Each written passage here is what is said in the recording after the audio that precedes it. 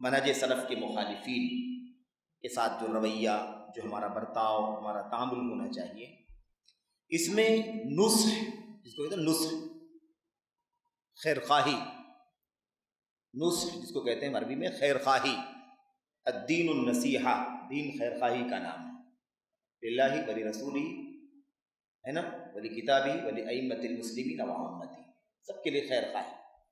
تو جذبہ جو ہے وہ خیر خواہی کا ہونا چاہیے، کہیں بھی جذبات کا، ایموشن کا نہیں ہونا چاہیے، یعنی ہمارے ذہن کا، ہمارے دل کا، دل کی بھڑاس یا دماغ کا پریشر جو ہے نا، اس طور پر اس سے نفرت کی کوئی بات نہیں آنی چاہیے، یعنی نفرت کا جو پوائنٹ ہے وہ اس کی بدعقیدگی ہے، اس کے منہج کا فساد ہے، اس کے راستے کی غلطی ہے، یہ اصل نفرت کی وجہ ہے، باقی اور کوئی وجہ نفرت کی نہیں۔ کیوں؟ اس وجہ سے کہ اسی وجہ سے، اسی راستے سے خارجیت پیدا ہوتی ہے۔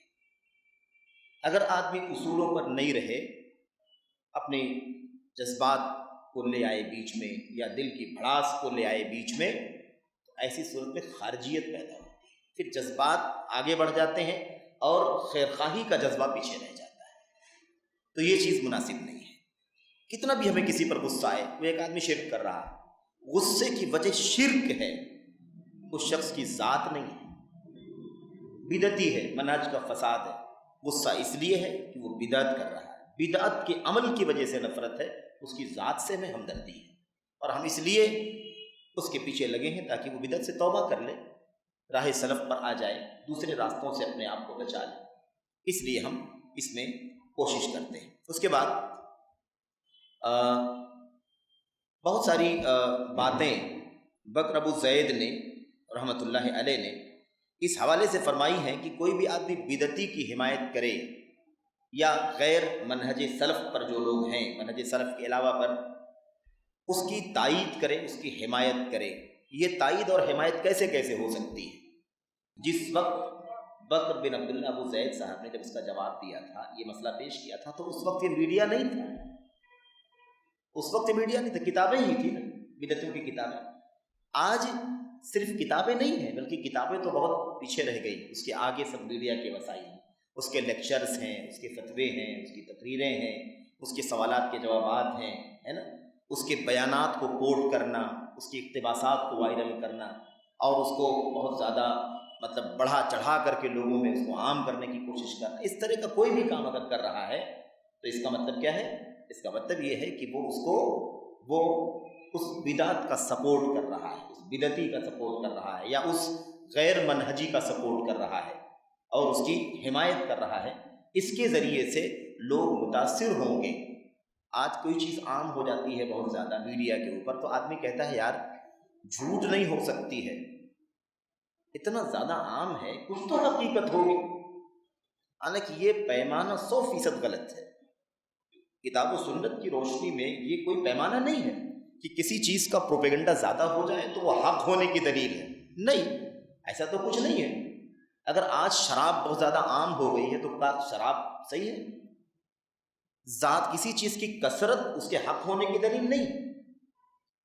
آج بے نمازی زیادہ ہے کہ نماز پڑھنے والے زیادہ ہیں؟ بے نمازی زیادہ، تو کیا وہ حق پر ہے؟ شراب خور زیادہ ہے کہ نہیں؟ تو کیا شراب خوری صحیح؟ میرے بھائیو، یہ کوئی کثرت تو کوئی معیار ہے نہیں دین کے اندر، بالکل بھی نہیں، اور کہیں بھی معیار نہیں ہے کثرت۔ آپ غور کر کے دیکھیں کہ حق پرست ہمیشہ کم تعداد میں رہیں۔ اللہ کے دین کا اصول ہے قلیل من عبادی الشکور، میرے بندوں میں تھوڑے ہی لوگ شکریہ ادا کرنے والے ہیں، کثرت کبھی معیار نہیں رہا۔ اسی لیے کبھی بھی سواد اعظم کے نعرے پر بھی مت جانا۔ بہت سارے لوگ ہیں سواد اعظم کا نعرہ لگاتے ہیں، ہم سواد اعظم ہم ہیں، سواد اعظم ہم ہیں۔ سواد اعظم کا مطلب کیا ہوتا ہے؟ ایسا نہ ہو کہ بات سمجھ میں نہ آئے۔ سواد کے معنی کالے کے ہوتے ہیں، اور اعظم کے معنی بہت بڑے کے ہوتے ہیں۔ سواد اعظم کسے کہتے ہیں؟ جب کوئی بہت بڑا لشکر یا بہت بڑی تعداد اگر بہت دور سے آپ آتے ہوئے دیکھیں تو آپ کو نہ کوئی شکل پہچان میں آئے گی، نہ کچھ سمجھ میں آئے گا۔ بہت دور رہیں گے تو ان کی چلنے کی بھی آپ کو مطلب حرکت سمجھ میں نہیں آئے گی۔ آپ کو دور سے ایسا لگے گا کہ کالا سا کچھ دکھائی دے رہا ہے، سیاہ کچھ کالا سا کچھ دکھائی دے رہا، کوئی پہاڑ، کوئی ٹیلا ہے یا کیا ہے، ایسا کچھ دکھائی دے گا دور سے، اور وہ بڑے پیمانے پر ہوگا تبھی آپ کو دور سے دکھائی دے گا، اگر دو چار لوگ بہت دور سے آئے تو آپ کو نہیں معلوم پڑے گا۔ تو اسی چیز کو سواد اعظم کہا گیا، یعنی بہت بڑا جتھا، بہت بڑی ٹولی، بہت بڑی تعداد، اس کو کہتے ہیں سواد اعظم، یعنی بہت بڑا گروپ۔ تو سواد اعظم کا نام لے کر لوگ کہتے ہیں ہم سواد اعظم ہیں، کیونکہ ہماری تعداد بہت زیادہ ہے، میجورٹی میں ہیں، ہم اکثریت میں ہیں۔ میرے بھائیوں، ہم اکثر و بیشتر عوام کو سمجھانے کے لیے بات کہتے ہیں کہ اگر اکثریت یا میجورٹی یا زیادہ تعداد میں ہونا یہ حق کی دلیل اگر ہوتا تو 73 میں سے 72 جہنم میں نہیں جاتی، کیونکہ اکثریت کہاں جا رہی ہے؟ میجورٹی جہنم میں جا رہی ہے، ایک 73 میں سے ایک کہاں جا رہا ہے؟ جنت میں جا رہا ہے۔ تو جنت میں جانے والے ہی حق پرست ہیں، اور حق پرستوں کی تعداد کتنی ہے؟ 73 میں سے ایک۔ اسی لیے قرآن کریم میں اللہ تبارک و تعالیٰ نے فرمایا وَإِن تُطِعْ أَكْثَرَ مَنْ فِي الْأَرْضِ يُضِلُّوكَ عَنْ سَبِيلِ اللَّهِ، اگر آپ دنیا میں اکثریت کی پیچھے چلیں گے، اللہ کے نبی کو یہ بات کہی گئی، اگر آپ اے اللہ کے نبی دنیا والوں میں، زمین والوں میں اکثر لوگ یعنی اکثریت میجورٹی کی اتباع اگر آپ کریں گے، پیروی کریں گے، یضلوک عن سبیل اللہ، تو یہ لوگ آپ کو اللہ کے راستے سے گمراہ کر دیں گے۔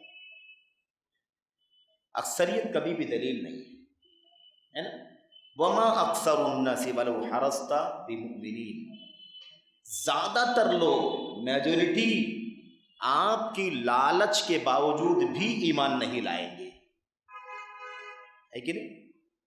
اس کے علاوہ اکثرهم لا یعقلون، زیادہ تر لوگ سمجھتے نہیں، لا یعلمون، زیادہ تر لوگ علم نہیں رکھتے ہیں، زیادہ تر لوگ مومن، زیادہ تر لوگوں کی تو مذمت آئی ہوئی ہے۔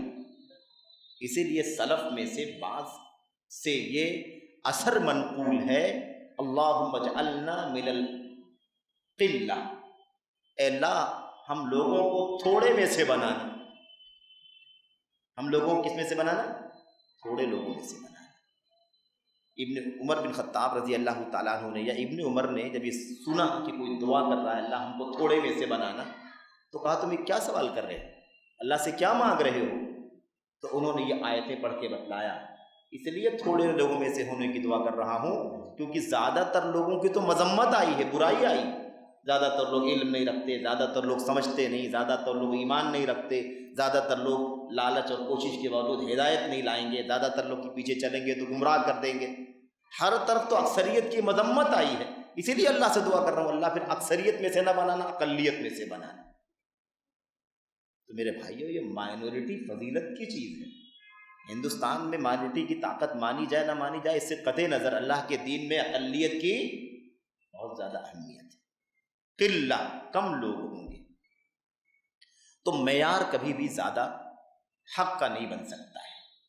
تو جو لوگ یہ کہتے ہیں ہم میجورٹی میں ہیں ان کو یہ بتلانا ہے کہ بھائی میجورٹی سے کچھ نہیں ہوتا، لڑائی تھوڑی لڑنا ہے جنت میں، جنت میں جانے کے لیے یہ میجورٹی پاور نہیں چاہیے، توحید چاہیے، خالص سچی توحید چاہیے جس میں ملاوٹ نہ ہو، خالص توحید، کھری سنت چاہیے، ورنہ وہیں پر آب کوثر کے حوض سے پہلے ہی سب کو واپس لوٹایا جائے گا، جاؤ جاؤ واپس، سحقن سحقن لمن غیر بعد، ہٹو یہاں سے، تم نے میرے بعد میرے دین میں بہت کچھ چینج کر لیا تھا، نئی نئی چیزیں ایجاد کر لی تھی۔ تو یہ بات سمجھنے کی ضرورت ہے۔ حضرت فضیل ابن عیاض کا نام اکثر سنتے ہیں، فضیل بن عیاض کا نام ایک بزرگوں میں سے ایک بڑے بزرگ کے طور پر لیا جاتا ہے، اور بلا شبہ حضرت فضیل رحمۃ اللہ علیہ ایک صالح اور نیک شخصیت کا نام ہے۔ شاید ہم نے ذکر کیا تھا کبھی کہ ان کا ماضی بہت خطرناک تھا، ڈکیتی کرتے تھے، رہزنی کرتے تھے، راستوں میں لوگوں کے مال لوٹ لیا کرتے تھے، جان مار دیا، اس طرح کی حالت تھی، لیکن اللہ تعالیٰ نے انہیں توبے کی توفیق عطا فرمائی۔ گرچہ کہ اس واقعے پر بھی تھوڑا سا اعتراض ہے، کسی نے اعتراض کیا ہے کہ واقعہ مطلب مشکوک ہے، قابل اعتراض ہے، بہرحال لیکن یہ واقعہ ان کی سیرت کے اندر موجود ہے۔ خلاصہ اس کا یہ ہے کہ انہوں نے کہا لا تستوحش بقلت السالکین، حق کے راستے پر چلنے والوں کی قلت، تھوڑی تعداد دیکھ کر کے وحشت محسوس مت کرنا. یہ مت سوچنا کہ یار ہم لوگ تو بہت تھوڑے ہیں، یہ 2-4 لوگ ہیں، کیا ان کے ساتھ رہیں، اور وہ بڑی تعداد ہے.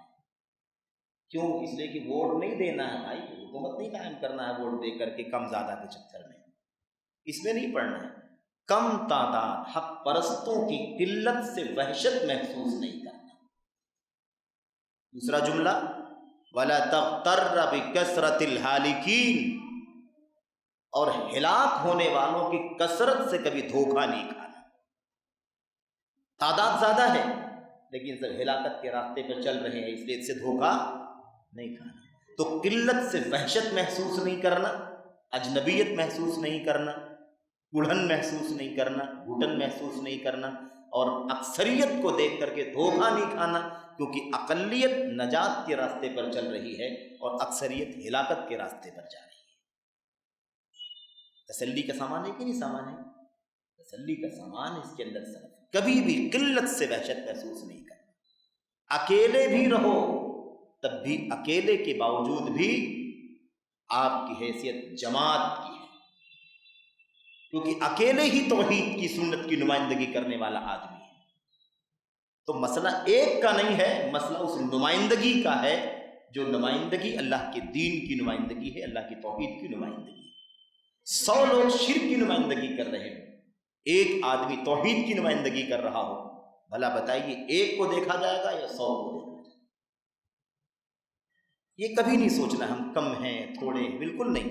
نبی کریم صلی اللہ علیہ وسلم جب نبوت اور رسالت کا تاج لے کر کے آئے، آپ کو نبی بنایا گیا، تو اس وقت روئے زمین پر یا اس بستی میں آپ کہہ لیں مکہ کی، اکیلے مومن تھے کہ نہیں تھے؟ لیکن آپ نے وحشت محسوس کی؟ آپ نے وحشت محسوس نہیں کی. اکیلے تھے لیکن اسی عزم کے ساتھ، اسی حوصلے کے ساتھ، اسی ایمان کے ساتھ، اسی توکل کے ساتھ ساری دعوت کا توحید کا کام کیا کہ نہیں کیا؟ اس کے بعد اللہ تبارک و تعالیٰ نے ابو بکر صدیق اللہ تعالیٰ عنہ کو ایمان کی توفیق عطا فرمائی، 2 ایمان والے. لیکن کیا وحشت محسوس کیا؟ 2 ہی لوگ ہیں، کہاں جائیں، کیا کریں، چلو بیٹھے رہو اپنے گھر میں. نہیں، 2 ہی صحیح تو کیا ہو، تعداد کم ہے، مشن سب سے بڑا ہے.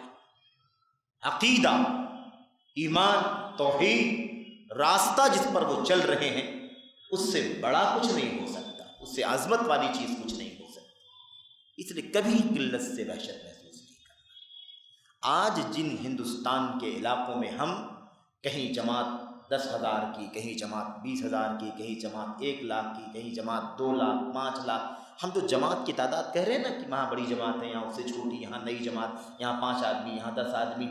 جہاں 5 آدمی 10 آدمی کے نام ہم سن رہے ہیں، یہ جہاں 1,00,000 2 لاکھ کی بات کرتے ہیں، کبھی وہاں بھی 5-10 لوگ ہی تھے.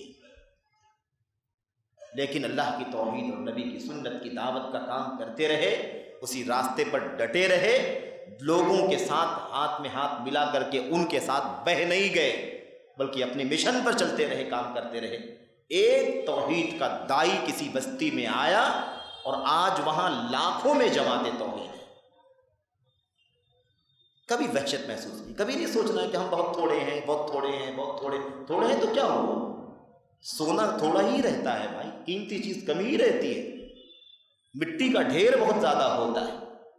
اس لیے کوئی اس وحشت کی بات نہیں. ہم ہمیشہ کم تھے، کم رہیں گے. سمجھ رہے ہیں نا؟ اللہ تبارک و تعالیٰ نے ہمیں کم ہی رکھا ہے، لیکن اللہ تبارک و تعالیٰ نے توحید کا، سنت کا سرمایہ عطا فرمایا ہے. اس عزم کے ساتھ، اس حوصلے کے ساتھ ہمیں زندگی گزارنا ہے. کبھی بھی کسی بھیڑ سے، کسی کی ظاہری طاقت سے، کسی کے شور شرابے سے، کسی کے دعوے سے، کسی کے نعرے سے ہمیں کبھی مرغوب ہونے کی ضرورت نہیں ہے. یہ مت دیکھو ان کی تعداد بہت بڑھتی جا رہی ہے، بہت بڑھتی جا رہی، تو بہت بڑھتی جا رہی تو اس سے اپسیٹ نہیں ہونا ہے، اس سے حوصلے بلند کرنا ہے کہ ہمیں اور عزم کے ساتھ کام کرنا ہے، ہمیں اپنی ذمہ داری کو اور مضبوطی سے ادا کرنا ہے، ہمیں آگے بڑھ کر کے کام کرنا ہے. یہ ہمیں ملنا چاہیے. کبھی بھی دل شکنی نہیں ہونی چاہیے، اپنے دل کو کبھی بھی کمزور مت کرو. اسی لیے نبی کریم صلی اللہ علیہ وسلم کے بارے میں قرآن کریم کی آیات میں ملتا ہے کہ ہم آپ کے دونوں ہاتھوں کو مضبوط سنشد عضودا، آپ کے دونوں ہاتھوں کو، آپ کے ہاتھوں کو، آپ کے بازو کو ہم کیا کریں گے؟ مضبوط کر دیں گے۔ آپ یہ نہ سمجھیں کہ آپ اکیلے ہیں، آپ اکیلے ضرور ہیں، لیکن جو کام آپ کا ہے، جو عقیدہ آپ کا ہے، جو مشن آپ کا ہے، جس منصب پر آپ فائز ہیں، اس سے بڑی طاقت کچھ بھی نہیں۔